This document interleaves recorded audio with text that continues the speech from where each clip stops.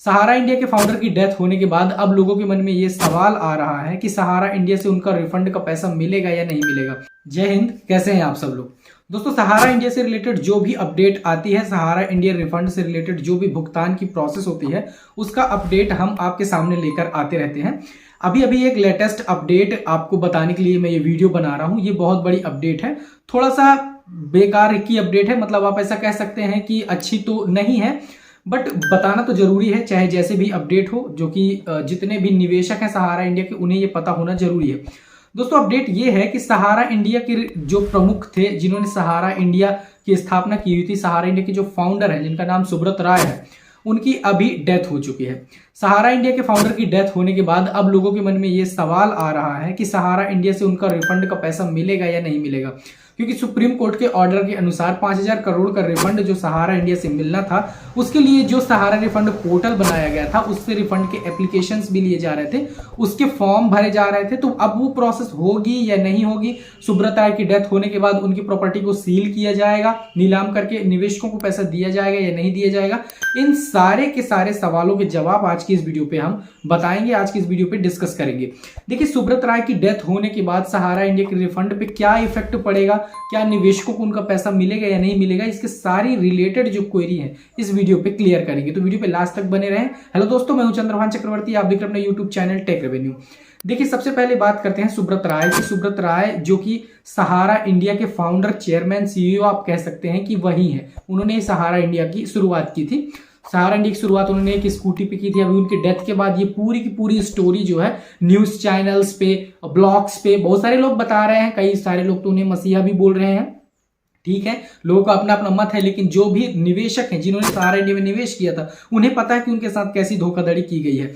सहारा India को 2008 में जब फर्जी तरीके से पैसे जमा करने के आरोप में, जिनकी दो कंपनी थी, सहारा इंडिया रियल एस्टेट कॉर्पोरेशन और सहारा हाउसिंग इन्वेस्टमेंट कॉर्पोरेशन, तो इसमें जब उन्हें फंसाया गया, यानी कि जब वो सामने आए गवर्नमेंट की नजर में, सेबी की नजर में जब वो आए, तो उन्हें बंद किया गया, उन्हें ब्लॉक किया गया। और 2012 में सुप्रीम कोर्ट ऑफ इंडिया के द्वारा जो भी 24,000 करोड़ का रिफंड इन्होंने कलेक्ट किया हुआ था निवेशकों से, उसे रिटर्न करने की ऑर्डर पास की गई। लेकिन सुब्रत राय ने 24,000 करोड़ रिफंड नहीं मतलब जो देने थे वो जमा सेबी के अकाउंट में नहीं किए, कुछ ही पैसा सेबी के अकाउंट में जमा किया और पूरा पैसा जमा नहीं किया।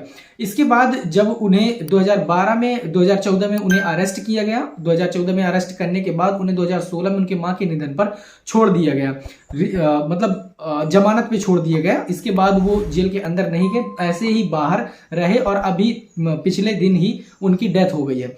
अब डेथ के बाद ये क्वेश्चन लोगों के मन में आ रहा है कि जैसे हम लोगों ने सहारा इंडिया में पैसे जमा किए थे, वो मिलेगा या नहीं। तो देखिए, सबसे पहले तो ये सहारा इंडिया में जो धांधलेबाजी हुई थी, जब 2008 में सहारा को बंद किया गया, तो इन्होंने क्या किया था, रियल एस्टेट और हाउसिंग इन्वेस्टमेंट के पैसे को इन्होंने लोगों को, निवेशकों को रिटर्न ना देकर, बल्कि एक क्यू शॉप नाम की एक इन्होंने संस्था बनाई और उस क्यू शॉप की संस्था में बिना आपसे पूछे हुए, बिना आपको कुछ भी आपसे कंसेंट लिए हुए, क्यू शॉप में इन्होंने आपके पैसे को कन्वर्ट कर दिया, तब्दील कर दिया। क्यू शॉप को जब बंद किया गया, क्यू शॉप से भी जब सेबी की नजर पड़ी, तो क्यू शॉप को भी जब बंद किया गया, तो इन्होंने ऐसी सहारा, हमारा कॉर्पोरेशन सोसाइटी, हमारा इंडिया कॉर्पोरेशन सोसाइटी, सहारा यूनिवर्सल मल्टीपर्पज सोसाइटी, ऐसे करके 4-5 कॉर्पोरेटिव सोसाइटीज बनाई और आपको लालच देकर कि आपका पैसा जो है डबल हो जाएगा, 3 गुना हो जाएगा, और उस पर फिर कन्वर्ट कर दिया गया। तो माने दिल्ली हाई कोर्ट के आदेश के बाद के अनुसार जब सेंट्रल रजिस्ट्रार को बहुत सारे एप्लीकेशंस भेजे गए, हमने भी एप्लीकेशन का फॉर्मेट दिया था, कई सारे लोगों ने भी यूट्यूब पे बताया हुआ है, उनके थ्रू जब कई सारे निवेशकों ने भेजा भी था, तो उस आदेश को रोक दिया गया, उसको भी खारिज किया गया। और सुप्रीम कोर्ट ऑफ इंडिया का जो ऑर्डर आया हुआ था, मार्च में आया था आई थिंक, तो उसके अनुसार एप्लीकेशन के लिए पोर्टल लॉन्च किया गया। अमित शाह ने खुद पोर्टल लॉन्च कराया और उस पोर्टल पर अप्लाई करने के बाद ये हुआ कि कई सारे लोगों का डाटा नहीं मिल रहा है। तो यहाँ पर टोटल वो पोर्टल जो है, मेरी नजर में तो चुनाव का माहौल था और कुछ नहीं था, उसके लिए वो बनाया गया था। अभी तक उसमें से कई सारे लोगों का रिफंड नहीं मिला है, और जिनको भी रिफंड मिल रहा है तो वही 1,000 रुपए, 2,000 रुपए ऐसा करके रिफंड मिल रहा है। अब मुद्दे की बात पे आते हैं कि इनकी डेथ होने के बाद आपको सहारा का रिफंड मिलेगा या नहीं मिलेगा। तो देखिए, सुब्रत राय की डेथ होने के बाद सहारा के रिफंड मिलने के लिए, क्योंकि इनके जो बीवी और बच्चे हैं, इनको दूसरे फॉरेन की नागरिकता मिली हुई है, तो अगर इनकी प्रॉपर्टी को सील नहीं किया जाएगा, इनकी प्रॉपर्टी को गवर्नमेंट सील करके और बेचेगी नहीं, तब तक आपका पैसा रिफंड नहीं मिलेगा। अगर इनका गवर्नमेंट वही हाल करती है कि चलो उनकी डेथ हो गई और डेथ होने के बाद उनको जो भी उनके केस थे या फिर निवेशकों के जो पैसे थे वो खत्म हो गया, तो निवेशकों का पैसा भी खत्म हो गया, अगर ये सिचुएशन रही तो फिर पैसे नहीं मिलने वाले। इसके लिए आपको सामने आना पड़ेगा, आपको लड़ना पड़ेगा। जितने भी निवेशक हैं वो पीएम को लिख सकते हैं, लेटर लिख सकते हैं, कलेक्टर को लिख सकते हैं, चाहे तो जहां भी आपसे जितना बने आप ये जब तक नहीं करेंगे तब तक आपको पैसा नहीं मिलने वाला है। क्योंकि 2008 से लेके 2012 से लेके कंटिन्यू आज तक ये प्रोसेस चली आ रही है। सहारा इंडिया का पैसा नहीं मिला है। जब तक वो जीवित थे सुब्रत राय, तब तक तो एक मुद्दा भी था कि गवर्नमेंट उन्हें बुलाती थी, सुप्रीम कोर्ट उन्हें बुलाकर जो भी फोर्स करना या भी जो भी होता था। इसके बाद अब उनकी डेथ होने के बाद थोड़ा सा मामला और भी ढीला पड़ जाएगा, और ये मामला अगर ढीला पड़ गया तो आपके पैसे मिलने से रहे।